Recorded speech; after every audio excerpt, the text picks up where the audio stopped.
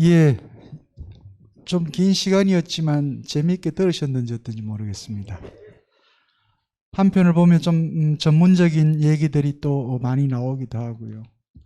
사실 미술에 관심은 있지만 그럼에도 불구하고 특정 작가에 대한 많은 내용들을 이해하는 데 좀 부족함이 있는 경우에는 가장 대표적인 작품 한두 개 정도를 이렇게 가지고 와서 분석해 드리는 게 여러분들이 그 작가를 이해하는 데 큰 도움이 될 수도 있습니다만, 지난번 루벤스에서도 그랬고 오늘 렘브란트에서도 그랬고, 이 두 작가가 가지고 있는 그 회화적 특징들 뿐만 아니라 그 시대적 환경 혹은 그 문화적인 요소들과 어떻게 이 작가들이 결합되어 있는지 이런 것들을 말씀을 해 주셨는데, 아마 대부분 뭐 우리 시민 여러분들의 교양 수준은 뭐 탁월하시잖아요, 그죠? 그래서 뭐 루벤스든 렘브란트든 어떤 작품을 가지고 얘기를 하더라도 다 잘 이해하실 수 있을 것이라 생각을 합니다. 두 사람은 뭐 여러분 아시겠습니다만 지리적으로 이렇게 따져보면 루벤스는 당시로는 플랑드르라고 했고 지금은 뭐 벨기에입니다, 그죠? 벨기에가 독립한 게 벨기에란 이름으로 독립한 게 1830년 19세기니까 그 이전에는 네덜란드의 뭐 특정 주로 이렇게 소속되어 있던 곳이고요. 그래서 그 당시로 따지면 네덜란드 북부, 남부 이렇게 생각하시면 될 것 같습니다. 그 남부 지역이 이제 루벤스가 살았던 안트베르펜이고 북부가 이제 렘브란트이고요. 그 지형적으로 이렇게 보면 남부 지역은 프랑스의 문화적 영향을 많이 받게 되고요. 네덜란드, 렘브란트가 살았던 이 네덜란드는 북부 지역, 특히 독일 영향을 많이 받게 됩니다. 그래서 독일은 주로 이제 개신교, 종교개혁 이후에 개신교 영향을 많이 받았다면 프랑스 영향을 받았던 이 플랑드르 지역 같은 경우는 가톨릭. 그러니까 우리는 1600년대에 그 구교와 신교의 종교전쟁을 한번 또 생각을 해보셔야 되고요. 이 두 작가가 나이 차이는 29살 차이지만 사실 죽음의 연도는 나이가 똑같습니다. 63세로 이렇게 사망하게 되는 아주 독특한 그런 이력을 갖고 있고요. 생애에서도 뭐 오늘 이렇게 말씀드렸습니다만 삶의 방식이 조금 달랐던 것 같아요. 한 사람은 귀족 혹은 왕들의 그런 스폰을 받으면서 사업가로서, 화가로서, 정치 외교가로서 그렇게 살았다면, 또 한 사람은 물론 뭐 부자 부인을 만나서 했지만 이 삶의 편력이 또 남달랐던 것 같아요. 좀 자유분방하게 살았던 것 같고요. 지금도 여전히 네덜란드 하면 유럽에서는 가장 자유로운 국가 이렇게 알려져 있죠.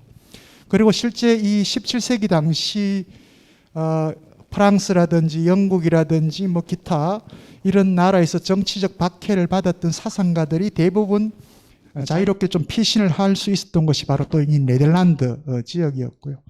가장 대표적인 철학가가 스피노자 같은 사람들도 있고요.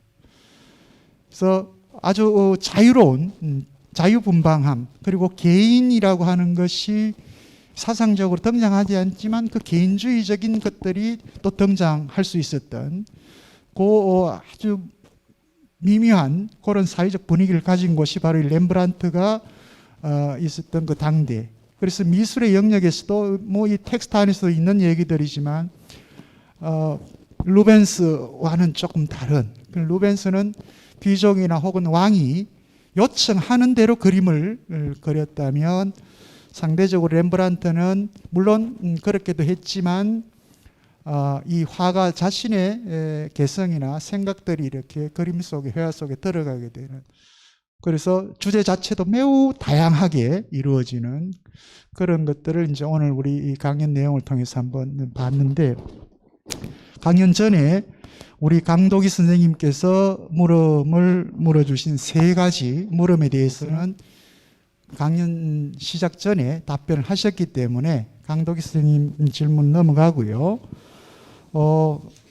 최근 꾸준히 이렇게 저에게 물음을 물어주시는 분입니다. 우리 김명희 선생님 세 가지 질문을 이렇게 해주셨는데 거기에 대해서 짧게 답변을 하고 플로에 계시는 여러분한테 드리도록 하겠습니다.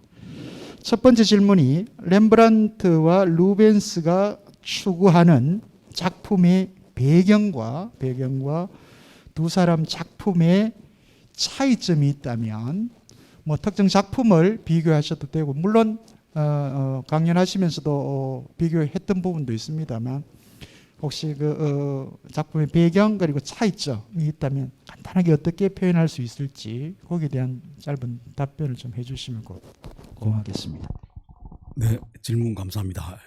렘브란트와 루벤스 어떻게 다른가? 루벤스 엄청난 미남입니다. 아빠도 미남이고요. 그래서 지난 시간에 작센의 안나 하고 바람 펴가지고 딸 하나 낳았다 그런 말씀을 드렸었는데요. 그러니까 서로 정치적, 종교적 성향이 딴판인 이 불륜. 제가 집에서 곰곰이 생각해봤더니 북한에 리설주라고 있지 않습니까? 우리나라에 예를 들어서 이제 김어준 씨가 리설주하고 바람을 폈을 때 딸을 하나 낳았다. 뭐 이런 정도의 스캔들이었던 거예요. 렘브란트는 못생겼어요. 아주 10대 때는 이제 괜찮아요. 그때는 다 이쁘잖아요. 20대 때서부터는 완전히 이제 찌그러진 감자같이 못생겼습니다. 렘브란트는 부자였었고요. 장가도 잘 가고 부인이 엄청난 지참금을 가지고 가는데 사스키아가. 근데 곧 또 친정 아버지가 돌아가셨어요. 근데 친정 오빠들이 이제 싹 나눠 가졌는데 요즘 식으로 제가 얘기하면 유류분 청구 소송, 네, 이런 소송을 걸어가지고 또 이제 그걸 거금을 다시 또 할애받게 됩니다. 뭐 펑펑 있는 대로 다 쓰고 살았는데 워낙 귀중품, 희귀한 수집품을 좋아해가지고 있는 돈을 다 써버리고 파산하죠, 그죠? 50살에 파산합니다. 불규칙적이었어요. 부동산 투자를 안 했습니다. 그렇지만 루벤스는 이제 부동산으로 아주 재미를 많이 봤었고요. 그 다음에 머리가 기민하게 돌아가가지고 가장 먼저 이 청탁성, 이 작품을 이제 뇌물로 좀 바치고 대신 혜택을 가지고 옵니다. 어떤 혜택이냐면 거래하는 작품에 대해서 세금을 면제받습니다. 네, 그러니까 꾀를 부려가지고 사업이 이제 승승장구를 했고요. 애도 많이 낳았고. 가장 큰 차이점을 들어가면 렘브란트는 자기 하고 싶은 대로 했어요. 자, 루벤스는 주문자의 요구에 얼만큼 100%, 200% 부응할 수 있느냐에 초점을 맞추고 살았던 것 같습니다. 예전에 코엘류 소설을 보니까 이런 대목이 있어요. 인간은 두 종류다. 건축가가 있고 정원사가 있다. 건축가는 벽돌을 한 장 한 장 쌓아서 자신만의 공간을 만들고 자신의 우주를 구축한다. 한편 정원사는 뜰 밖으로 나가가지고 벌레와 고슴도치와 싸우면서 우박을 맞고 비와 눈을 맞고 흙을 만지고 나무를 패면서 벌에 쏘여가면서 자연과 이제 사투를 벌린다는 거예요. 거기서 뭔가를 기어이 획득해내고 만다. 루벤스가 가난한 어린 시절을 딛고 절치부심 정원사의 삶을 택했다면 렘브란트는 네덜란드를 떠난 적이 없었죠, 그죠? 그의 뛰어난 작품들은 오직 그의 천재성, 그러니까 유화를 한번 생각을 해보죠. 오리지널이 유화인데 렘브란트가 손에 쥔 것은 동판화입니다. 그 시커먼 동판화를 보고 거기서 색깔을 궁리를 해야 돼요. 유화를 복원을 시켜야 됩니다. 그리고 이제 작업을 하는 거예요. 건축가적 유형, 네, 코엘료를 굳이 빌자면 그렇게 말씀드리고 싶습니다.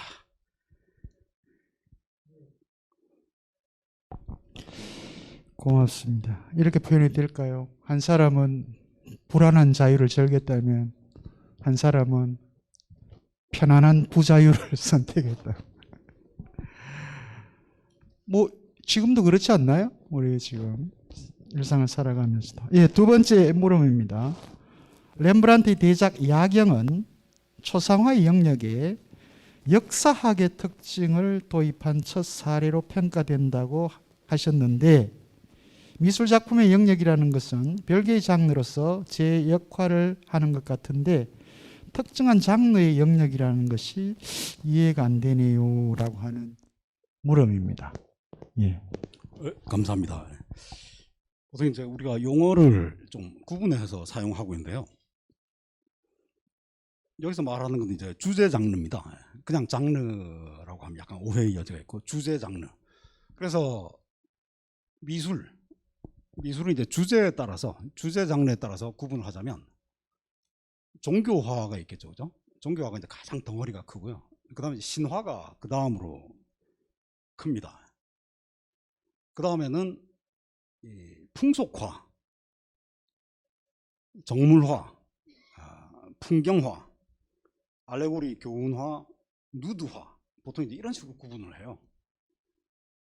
그러고 나서 종교화 중에서도 이제 신구약 있는가 하면 성자전의 기록들이 있고 지역 여러 가지 기적들 이야기 뭐 등등 이런 식으로 이제 구분이 될 것 같고요.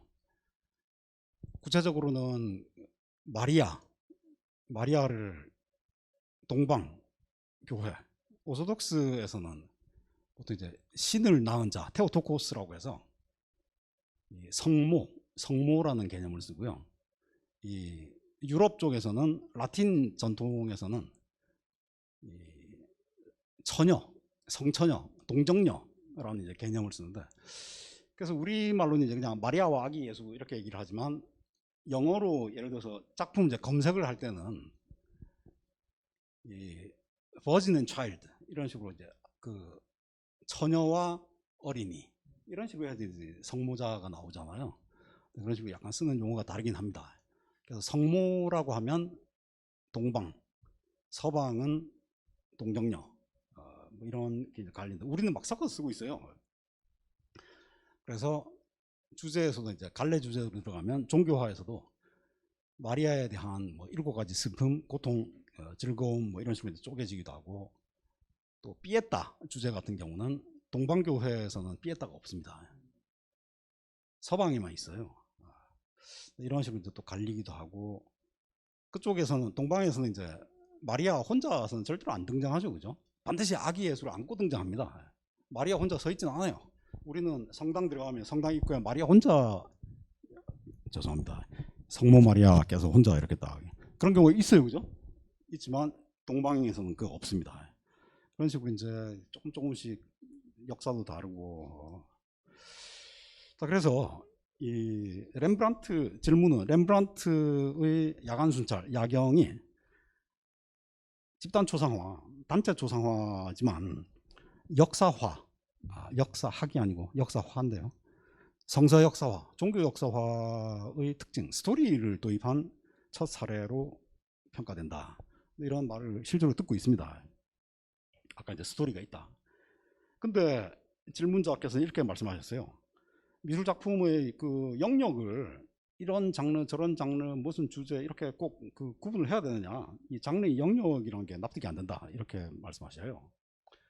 이거는 우리는 이제 지금 자유롭게 막 섞었습니다. 그렇지만 17세기에는 엄격하게 구분이 됐었어요.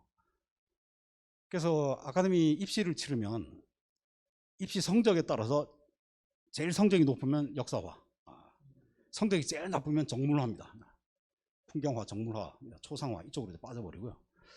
그래서 움직이지 않는 것, 스토리를 구성할 필요가 없는 것, 초상화는 이제 사람 얼굴만 그리면 되니까 정물화, 뭐 토끼 그림 그리고 뭐 그래서 손의 재간만 필요한 분야냐 아니면 머릿속에 어떤 지적인 구성 능력이 필요한 분야냐에 따라서 구분을 했어요. 그래서 역사화가라는 것은 역사화를 많이 그려서 역사화가가 아니고요.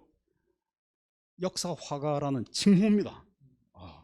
역사화가로서 교육 과정을 수료를 했고 그 화가 길드에서 역사화가로 등록이 되고 역사화를 물론 이제 렘브란트 풍경화도 그렸어요. 정물화도 그렸습니다. 아주 부분 정물들을 그리긴 했어요. 그렇지만 역사화를 그릴 수 있는 자격이 있습니다. 그런 점에서 섞여서는 안 되는 거예요. 그 당시에는 그랬어요. 그래서 저는 이제 개인적으로 이렇게 봅니다. 독일에서는 이제 이 번역이 국가 자격이에요. 그래서 제가 예를 들어서 번역사가 되고 싶다라고 하면 주마다 이제 다른데 국가 시험을 치릅니다. 법학, 미학, 음악사 이 세 개를 치르고 싶다. 이 세 개 각각 시험 다 치러야 돼요. 그러면 그 분야에 대해서 책을 번역할 수 있는 자격이 생깁니다. 우리나라에서는 개나 소나 다 하잖아요. 지금 다 하고 있는 거예요. 아무나. 그리고 아무도 책임지지 않습니다. 물론 이제 독일이 모범이다라고 얘기하기 힘들지만 사실은 이 교통 정리가 필요할 만큼 심지어는 교수님들도 아까 제가 한 암흑의 교수님을 언급했지만 교수님들이 하는 것도 더 이상 말씀드리지 않겠습니다. 예, 뭐 요즘 특히 영어책 같은 경우는 번역이 뭐 대학생 요즘 애들은 영어 잘하잖아요. 영어를 뭐 일상어 영어를 잘하는 거하고 번역은 또 차이가 있는데 번역은 영어 스피킹을 잘한다고 번역은 할 수 있는 문제가 아니잖아요. 근데 요즘 뭐 구글링 해가지고 그냥 하다 보니까 정말 엉망진창의 그런 번역책들이 많이 쏟아져 나옵니다. 이런 문제들이 있죠. 뭐 독일이나 혹은 일본처럼 국가에서 공인하는 이런 번역청들이 좀 생겨야 되는데 저희 인문학 쪽에서도 몇몇 분들이 이렇게 번역청을 만들어야 된다라고 계속 이렇게 주장을 하고 뭐 하지만 여전히 반응이 없는 그런 안타까운 일이죠. 세 번째, 그 당시에 정물화는 쉽게 팔 수 있었다면 그 이유는 무엇인지요? 그리고 잘 팔 수 있는 그림하고 잘 팔 수 없는 그림은 어떻게 구분되는지요? 라고 하는 질문입니다. 감사합니다. 아까 안트베르펜과 암스테르담, 벨기에와 네덜란드 그 이야기를 잠시 해주셨는데요. 원래 이제 안트베르펜이 제 1의 도시였어요. 근데 독립항쟁 중에 이 셀더강을 봉쇄를 하면서 항구로서의 지위를 잃어버립니다. 더 이상 배가 못 다녀요. 거기가 안 올라옵니다. 거기다가 가톨릭 스페인 쪽에 이제 등살 때문에 암스테르담으로 이제 또 수만 명이 이주해오고 해서 암스테르담이 1600년 기점으로 인구 9만이 넘었어요. 안트베르펜은 8만 10몇만이 되다가 절반으로 딱 분질러져 버립니다. 그리고 해상 무역을 독점을 해요. 암스테르담이. 그러면서 막 어마어마하게 중산층이 두꺼워지고 부의 축적들이 이루어지는데 그게 바로 이런 미술품 거래가 활성화됐던 가장 중요한 원인. 그러니까 이전에는 귀족 왕족들이나 그림을 주문하곤 했었는데 이제는 시민들이 집에 방마다 그림을 하나씩 이제 붙여놓을 수 있게 된 거예요. 그리고 실증 나면 또 교환하고 또 팔고 돈 생기면 또 하나 새로 사고 이런 활동이 이제 활발해지면서 예술가들도 화가들도 자신의 그 전문 분야를 더 쪼개기 시작하는데요. 정물화만 잘 팔린 건 아니고 네덜란드 풍경화의 황금 시대가 바로 17세기입니다. 그 다음에 알레고리 교훈 그림도 많이 팔렸어요. 잘 안 팔린 거는 대형 재단화, 종교화들이 잘 안 팔렸습니다. 그거는 특별한 주문이 줄어든 이유도 있었지만 프로테스탄트가 기본적으로 이 종교 미술을 좀 탄압을 했습니다. 많이 박해를 했었죠. 그래서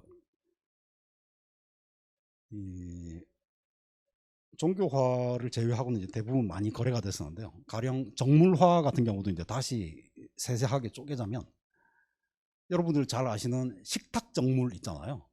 식탁 정물, 모래시계 정물, 그 다음에 꽃병, 꽃 정물, 그 다음에 사냥 정물, 그 다음에 프렁크 정물이라고 해서 아주 아까 우리가 그림에서 봤지만 화려한 그 세공품 반짝반짝하게 닦아서 거기 막 화가 얼굴이 비칠 정도로 그런 게 이제 프렁크 정물이라고 하는데, 그래서 이런 정물 중에서도 누구는 레몬 껍데기를 정말 잘 그린다. 그리고 은쟁반에 비친 레몬의 그림자 이게 탁월하다 하면 그 사람은 필름 클라스 존 같은 거 레몬만 막 쭉 짜고 그리는 거예요. 쭉 짜고. 네, 그렇게 전문화가 됐고요. 풍경화에서도 풍차 풍경, 둔덕 풍경, 그 다음에 운하 풍경, 그 다음에 가까운 바다에 떠 있는 이제 배들, 네, 그런 해양 풍경, 네, 이런 풍경화도 장르가 몇 개에서 수십 개로 이제 쪼개지면서 다 전문 분야가 생기게 됩니다. 그러면서 거의 정말 이 소름이 끼칠 정도로 극한까지 밀고 나가는데요. 그 중에서 가장 탁월한 화가들이 몇 명이 있어요. 여러분들 잘 아시는 진주귀고리 소녀 그 버미에르 같은 경우도 그죠? 보면 막 전율이 일어날 정도예요. 그렇습니다. 그래서 잘 팔 수 없는 그림, 잘 팔리는 그림 대부분 다 잘 팔렸고, 종교 주제는 마다했습니다. 왜냐하면 막 십자가에 피 흘리고 이런 거 부엌에 걸어놓고 싶겠어요? 그런 거 안 걸어놓습니다. 부엌에는 이제 과일 정물, 뭐 포도송이 뭐 이런 걸 그랬다고 합니다. 예. 어떻게 보면 문화적으로 보면 이제 자유주의라고 하는 것이 등장하고 또 이 세속주의가 이제 심화되는 그런 과정에서 이제 종교화 같은 경우는 주로 이제 성당에 걸릴 수 있는 큰 대작들이기 때문에 이제 뒤로 밀리고 정물화나 풍경화. 혹시 이 시기를 그러면 회화 영역의 주제들의 다양성이 만개하는 그런 시기로 봐도 되는 겁니까? 네, 맞습니다. 이전에 미술의 역사에서 한 번도 존재한 적이 없던 새로운 소재 주제들이 막 폭발하듯이 튀어나온 그런 시기였어요. 그게 그 중심지가 바로 암스테르담이었습니다. 물론 이제 위트레히트에는 이제 카라바조를 추종하는 화풍을 추종하는 카라바지스트들이 이제 운집해 있어가지고 명암법이 그쪽에서 이제 활발했고, 렘브란트도 이제 일부 수용을 했었죠. 지역마다 이제 특징이 있지만 이 다양한 주제 소재의 발명, 네, 이게 이 시기의 특징이라고 할 수 있을 것 같습니다. 마지막 물음은 이렇게 되어 있습니다. 루벤스의 그림에서 여성은 곡선이 아름다움, 뭐 다 지난번에 보셨습니다만 여성의 그 육감적인 관능미를 이렇게 아주 독특하게 표현해냈죠. 이렇게 있는 것인데 이 여성의 몸매에 남성의 근육질을 가미시킨 뭐 어떤 특별한 이유가 있는지요라고 하는 물음입니다. 감사합니다. 우리가 아는 대부분의 르네상스 거장들은 성모 마리아를 그릴 때 남자 모델을 썼어요. 남자 모델을 벗겨놓고 그림을 그린 다음에 여자 얼굴을 얹어놓고 여자 옷을 입혔습니다. 미켈란젤로가 남긴 소묘들을 보면 여잔데 가령 시스티나 천장에 들어가 있는 무녀들 있잖아요. 시빌레들이 다 이 남성의 몸뚱아리를 가지고 있어요. 그 위에 여자 머리를 얹어 놓은 겁니다. 르네상스 거장뿐만 아니라 바로크 시대 때도 그 유행이 거의 한 80% 정도가 남성 모델을 썼습니다. 세바스찬 리치 뭐 다 남아 있고요. 그러면 왜, 물론 이제 여자를 앉혀놓고 그린 경우도 있습니다. 그렇지만 대부분은 남성을 썼는데요. 왜 그랬는지 도대체. 첫 번째는 여성의 인체에는 아름다움의 비례가 존재하지 않는다라는 것이 그 당시 확신이었어요. 남성 인체는 아름답다, 여성 인체는 아름답지 않다, 비례가 존재하지 않는다. 그럼 왜 그런 엉뚱한 생각을 하게 되느냐? 다 하느님 때문입니다. 신이 인간을 창조하실 때 자신의 모습과 똑같이 남자를 창조했단 말이에요. 아담을 창조했습니다. 그리고 아담 갈빗대에서 하와를 만들어내셨단 말이에요. 절대적인 아름다움, 완전한 아름다움의 표상이 바로 신입니다. 신성한 아름다움이에요. 그리고 신성한 아름다움을 그대로 판박이로 찍어낸 것이 남자예요. 남자. 성경에 이제 그렇게 나와 있는 거예요. 이건 뭐 어떻게 흔들 수가 없는 겁니다. 그래서 우리가 신의 모습을 볼 수는 없다. 그렇지만 남자를 만들어내실 때 그 신적인 비례를 활용해서 똑같이 만들어내셨다 그러니까 남자의 인체를 잘 연구를 해보면 거기서 신성한 비례의 비밀을 알아낼 수 있을 것이다 라고 해서 많은 사람들이 연구를 했어요. 대표적인 것이 레오나르도 다빈치 친구였던 루카 파치올리의 데 디비나 프로포티오, 신성한 비례. 르네상스 특히 15세기, 16세기 대부분 미술 문헌에서 바로 이 문제를 다루고 있습니다. 그래서 여성의 몸매 루벤스가 왜 남성의 근육을 가미시켰느냐, 아름답게 하려고 그러거든요. 그래서 여성은 곡선의 아름다움이 있는 거 아니야? 아닙니다. 이때는 없었어요. 아름답지 않다고 생각했습니다. 근데 약간 비난의 여지가 있는 얘기인가요? 이 물음을 제가 한번 다른 표현을 해보면 르네상스 시기는 보통 그 고전의 부활이잖아요.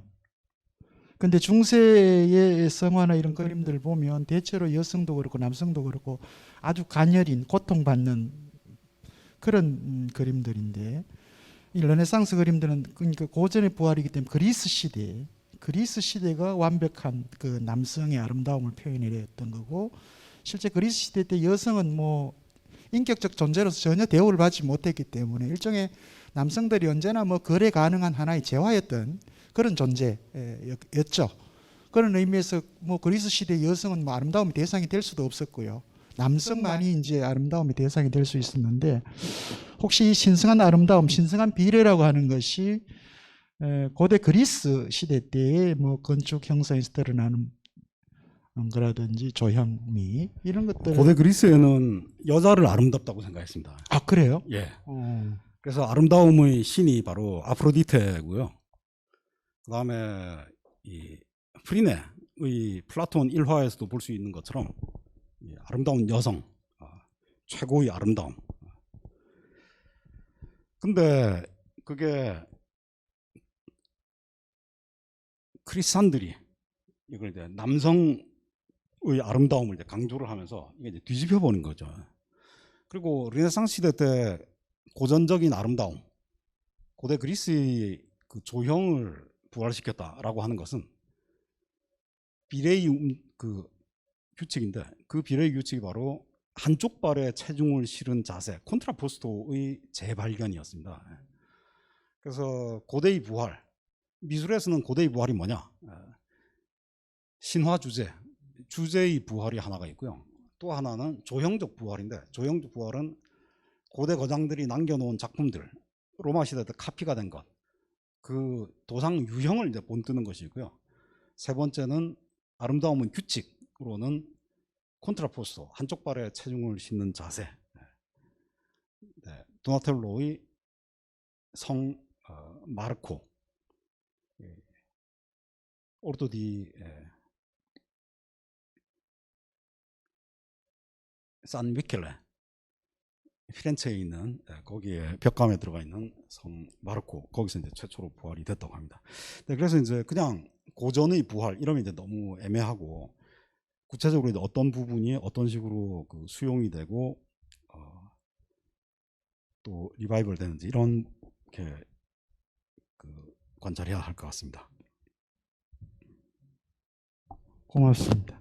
자, 혹시 우리 플로에 계시는 분들, 어유 벌써 예, 우리 방금 손을 드신 선생님은 제가 오늘 오면서 거기 지하도에서 만났는데 저는 모르고 이렇게 지나가는데 우리 한교찬 시인이시죠? 예, 오늘 거기 우리 한교찬 시인의 시가 또 이렇게 걸려 있더라고요. 흰 파도 이렇게 해서 아주 그때 그 파도를 보면서 느꼈던 감정을 잘 이렇게 표현해내는 것 같아요. 혹시 가시다가 지하도 내려가시면 걸려 있는 시들 한번 보시고 거기 한교찬 우리 선생님의 시도 한번 읽어보시길 바랍니다. 예, 질문해 주십시오. 네, 감사합니다. 대명동에서 온 한규천입니다. 보통 이렇게 우리 개념상으로 그림 그리는 거 보면은 에덴 동산에나 그 아담과 이브 여기 보면 뱀 있잖아요. 뱀은 사악함, 유혹 이런 뜻으로 많이 쓰이고 있거든요. 그런데 아까 그림에 보니까 코끼리가 많이 나오더라고요. 코끼리, 무릎 없는 코끼리, 이렇게 코끼리가 많이 나오던데 그 코끼리는 뭘 뜻하며 뭘 상징하고 뭘 나타내기 위해서 코끼리 그림을 그렸는지 그게 궁금합니다. 예, 선생님 감사합니다. 코끼리는 이제 신비 동물, 신화적인 동물, 상상의 동물. 네, 그래서 이제 유럽에서 보통 이제 인도 쪽에서 코끼리가 오르 있었잖아요. 아프리카 쪽에서. 그래서 이 고대 문헌에는 많이 등장하는데 북유럽에서는 코끼리 실물을 볼 기회가 아주 평생에 뭐 대부분 이제 못 보고 죽은 거죠, 그죠? 렘브란트는 화가로서 이 에덴 동산에 또는 노아의 방주에 분명히 이런 코끼리가 들어갔을 거다. 그래서 미술의 한 소재로서 화가가 이건 무조건 코끼리를 보고 실제로 봐야 된다. 그리고 보고 그걸 이제 기록을 남겨놔야 된다. 또 활용을 해야 된다. 네, 그런 의무감이 있었던 것 같습니다. 네, 그래서 이 중세 시대를 거치면서 수많은 잘못된 지식들이 있긴 했지만 그거는 모든 동물들이 대부분 다 그래요, 그죠? 사자에 대해서는 대부분 이렇게 알고 있었어요. 사자는 꼬리를 빗자루로 쓴다. 그래서 걸어가면서 자기 발자국을 꼬리로 지운다는 거예요. 사냥꾼, 악마가 자신을 추격하지 못하도록 꼬리를 활용해서 발자국을 지운다. 이것이 바로 신적인 지혜다. 그렇게 알고 있었어요. 그렇지만 제가 직접 동물원에 가서 확인한 결과 빗자루를 안 씁니다. 네, 렘브란트도 아마 비슷한 관심에서 코끼리를 보러 구경하러 갔던 것 같습니다.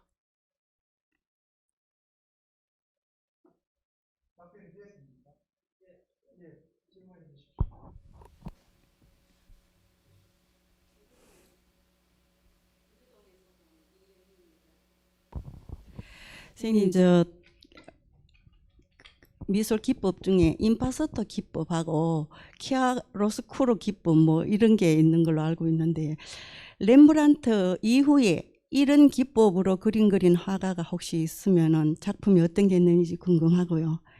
그 다음에 두 번째는 굉장히 유아틱한 질문인데 그 화가 이름을 부를 때에 우리가 미켈란젤로 나로티 이러면 미켈란젤로라고 부르고 그 다음에 레오나르도 다빈치 가면은 다빈치 부르고 렘브란트 판레이너 렘브란트 이렇게 어떤 작가는 이름을 부르고 어떤 작가는 성을 부르는데 그 기준이라든가 그 이유가 뭔가 굉장히 궁금했거든요. 아주 여틱한 질문인데 선생님 혹시 여기에 대해서 질문 답변해 주실 수 있으면 고맙겠습니다. 이상입니다. 감사합니다. 이름 부르는 건 이제 자기 마음대로고요.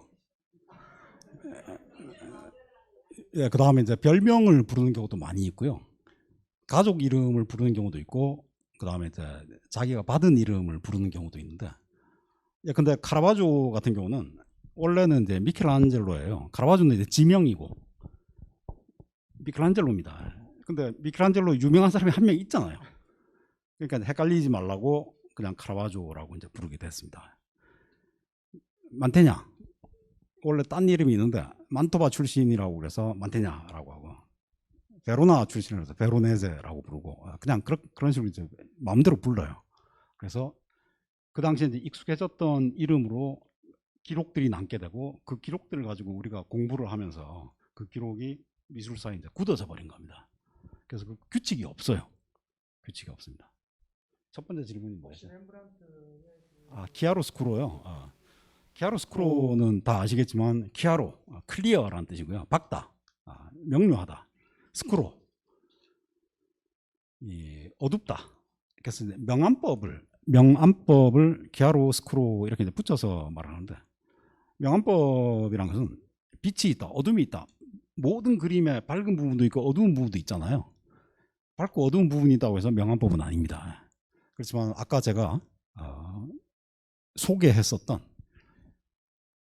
삼손과 들릴라 그 장면이라든지 아브라함과 이삭의 희생 장면이라든지 엠마오의 만찬, 아까 이제 제가 다 차례대로 소개했던 작품들인데요.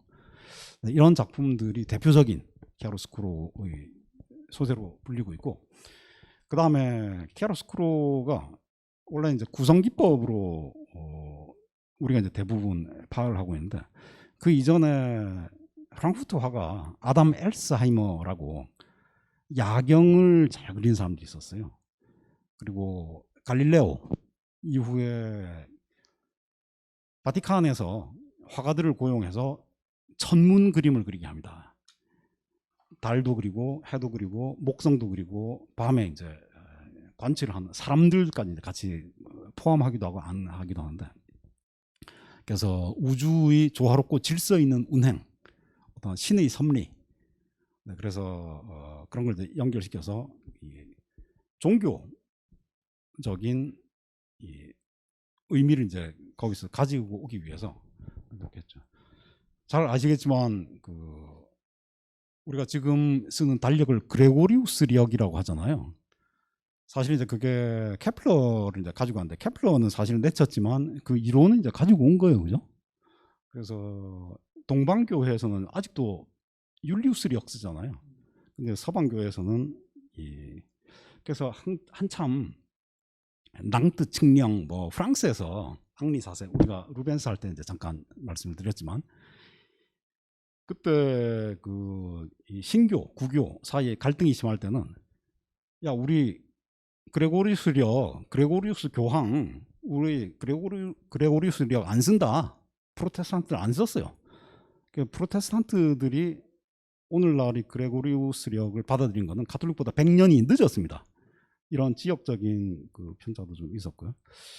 어쨌건 좀 대답이 장황해졌는데, 명암법, 그런 그 천체 그림, 그 다음에 야간 화재 그림, 이집트로 피신하는 성가족, 야간 풍경화, 이런 그림들 전부 이제 다 모이고, 그 다음에 특히 중세 시대에도 아주 드물게 그런 모티브가 나타나기도 하는데, 예수님이 이제 십자가에 달려서 숨을 거두시는 순간에 갑자기 이제 하늘 장막이 쪼개지고 뭐 어둠이 그 장면 전체를 깜깜하게 표현하는 그런 그림들이 있어요.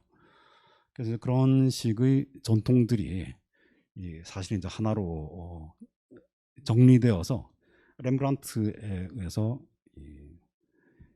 교통 정리가 된 것 같습니다. 네, 선생님 감사합니다.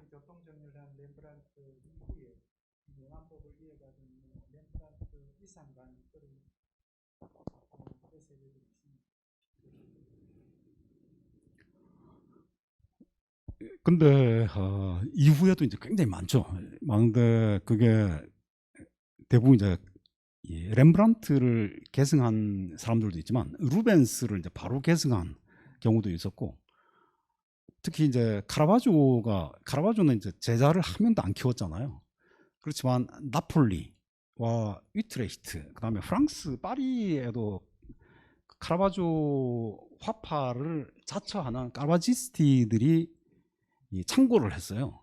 그러나 이제 그 사람들이 또 계승해서 계속 그러니까 렘브란트를 직접 계승한 사람들도 있지만 다른 경로로 또 명암법이 확산이 됩니다. 예, 또 다른 질문 있으면 해주십시오. 예.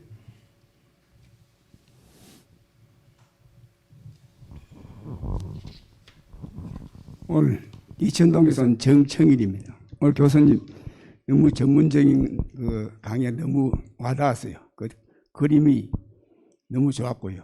아마 앞으로 또 미술관에서 보면 또 한눈이 밝아질 것 같습니다. 그리고 또 첫째 이제 우리 원장님이 우리 좀 어렵다고 이제 시무lik하시는데 제가 볼 때는 콩나물에 물은 줘도 물은 흘러가도 콩나물은 크듯이 아마 우리 시민들의 정신은 항상 클 겁니다. 그리고 저는 또 그렇게 느끼고 또 서당계 3년에 풍을 얻는다고 저도 한 시임에 나온 지 한 10년쯤 듣고 나니까네 그 나무 뿌리가 항상 물을 향해서 가듯이 저희의 세포와 모든 정신이 어떤 인문학적으로 정신이 켜가는 것이 느껴져요. 아마 어렵다 하는 사람들도 아마 그런 걸 느낄 겁니다. 아마. 그런데 실제로 우리 대구 시내 제가 이제 문화를 좋아하기 때문에 돌아다니 보면은 문화적인 너무 무식 상태에 있어요. 실제로 기독교가 처음 들어올 적에 지었는 계산성당이라든가 그 외관에 있는 그 칠곡에는 가실성당이라든가 저 전주에는 전농성이라든가 명성 같은 정말 그 전통적인 그 여자의 그 우음을 상징하는 그 성당의 구조가 딱 맞는 이제 요즘에 지는 교회는 전부 다 뭐랄까요? 어떤 구분 없어요. 그러니 이게 종교의 타락입니까? 예술의 타락입니까? 이거 하나 묻고 싶고요. 두 번째는 피카소가요.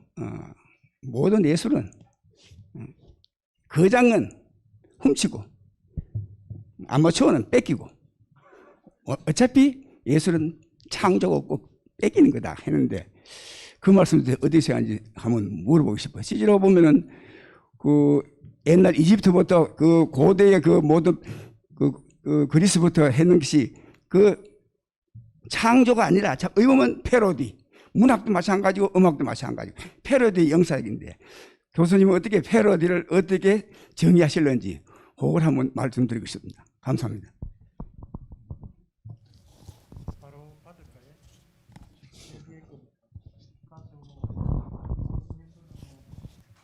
뺏기는 거다라고 이렇게 표현했다고 하시는데 혹시 예술 자체가 모방과 창조 두 개가 혼자 하는 것이라면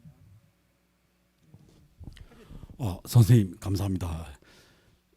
너무 어려운 질문이고요. 제가 도저히 대답할 수 있는 그 경계를 넘어선 것 같습니다. 이 피카소는 고전 거장들을 섭렵했지만 다시 이제 그걸 갖다가 털어내는데 평생을 바쳤다고 그러잖아요. 8살 때 라파엘로처럼 그렸다. 그렇지만 평생 그것을 털어내고 다시 어린아이처럼 그리는데 평생이 걸렸다. 그리고 이제 지금 인용하신 말씀은 난 발명하지 않는다. 가져올 뿐이다. 하늘 아래 새 것이 없다. 그런 얘기 같은데요. 그리스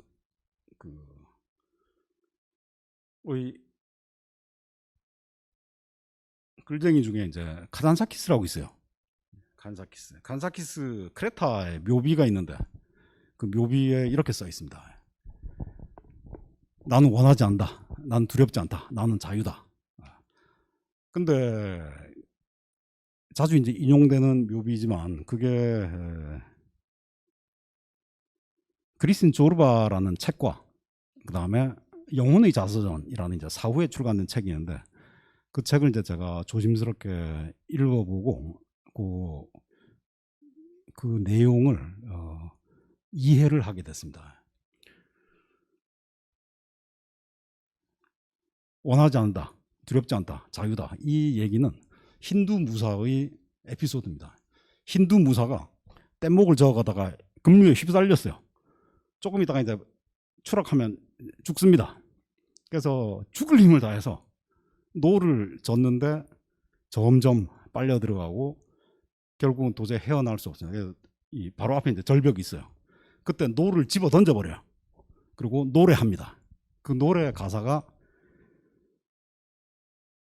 원하지 않는다, 두렵지 않다, 자유다. 그렇게 얘기를 했어요.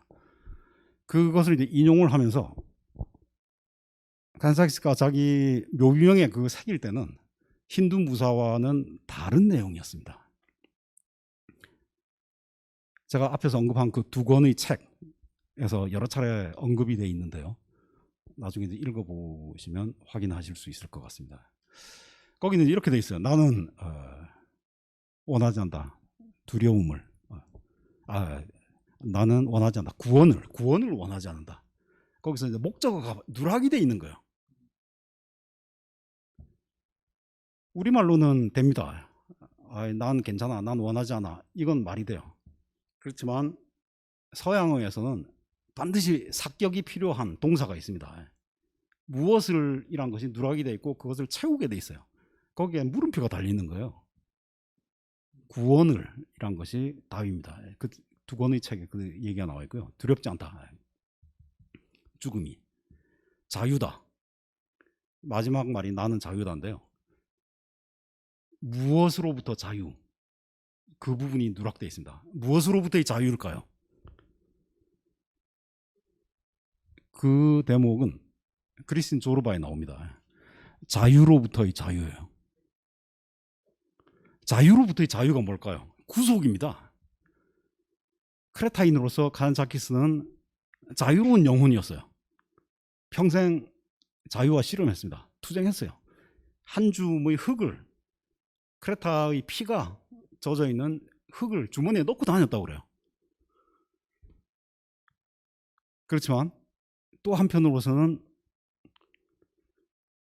정교회 교인이었습니다. 칸자키스가 원한 것은 구속이었어요. 신성한 구속을 자유로부터의 자유라고 표현을 한 거예요.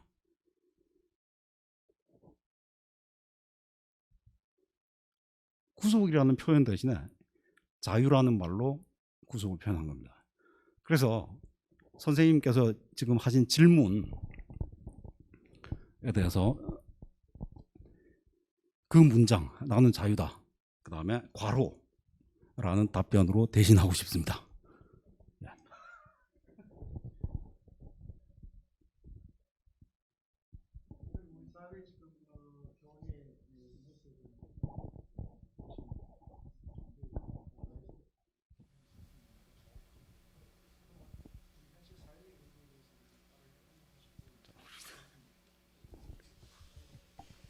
자, 예, 회장님 뭐 충분히 답변이 되는지 모르겠습니다.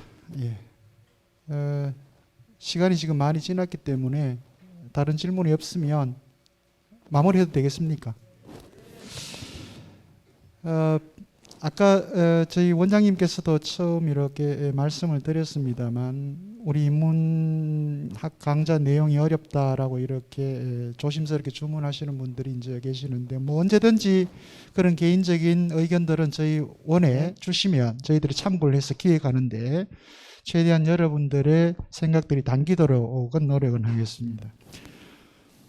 사실 이제 저희들이 지금까지 원장님 말씀하셨던 것처럼 10년이 넘게 한국에서 출발해서 지금 이제 서구를 돌아 지금 가고 있는데 지금 저희들이 가고 있는 게 서구로 따지면 이제 근대라고 하는 지점입니다. 사실 20세기는 거의 한 세기 동안 이 서구의 근대 담론을 가지고 모든 학문 영역에서 얘기를 하고 있고요. 그래서 여전히 우리들도 대한민국에서도 모든 학문의 영역에서는 이 근대 담론, 서구 근대 담론으로부터 벗어날 수가 없습니다. 그렇게 또 영향을 직접적으로 받고 있고요. 그런데 올해 우리 한국 사회 지성사에서도 정말 이런 사람이 있을까 저는 개인적으로 그렇게 생각을 했습니다. 싶을 정도의 사람이 책을 하나 냈어요. 경희대학교의 교수인데 거의 1000쪽에 가까운 책입니다. 엄청나게 방대한 그런 책인데 붕새의 날개라고 하는 책입니다. 책 제목 붕새. 장자에 나오는 붕새 아시죠? 이 시베리아에서 출발해서 이 동남아시아까지 전체 다 덮어내는 그런 크기를 가진 새인데 이 붕새의 날개 해서 문명의 진로라고 해서 지금까지 우리는 끊임없이 이 서구의 근대 담론을 받아들이고 수용하고 그걸 가지고 그대로 이제 우리 세상에 적용시키고 이렇게 살아오다 보니까 여전히 사대주의, 식민주의 사관 등등 혹은 제국주의의 피해자 이렇게 해서 늘 열등감만 가지고 있는 존재. 그러다 보니까 우리 거 없냐라고 하는 또 다른 의미에서의 폐쇄적 민족주의 등장, 거구주의 막 이렇게 이제 혼재한 그런 상황에서 이 김 교수가 이 책을 통해서 이야기하고자 하는 것은 지금까지 이 서구 근대 담론은 바로 이 팽창의 문명이다. 이제 우리가 근대 사상에서 이제 들여다보게 되는 부분입니다. 르네상스 시기 출발하는 그 대항해 시대부터 이 유럽이라고 하는 것이 어떻게 세계적으로 팽창해 나갔는가 하는 것을 보게 되는데, 이 21세기 들어오면서 이미 혹은 그 전에 이미 서구 중심의 이 팽창의 문명은 바로 내장 문명. 이제 이 사람이 새롭게 만들어낸 용어예요. 안내자의 장자, 길장자 해가지고 내장 문명. 바로 이 동아시아 문명으로 문명의 진로가 이제 이렇게 돌아오고 있다라고 하는 그런 걸 이제 써놓은 책인데, 저는 개인적으로 이런 책은 한번 읽어보시면 여러분들에게 우리가 얼마나 이 서구의 담론에 너무 이렇게 익숙해 있거나 빠져 있거나 혹은 그럼에도 불구하고 거기로부터 벗어날 수 없는 우리 한계.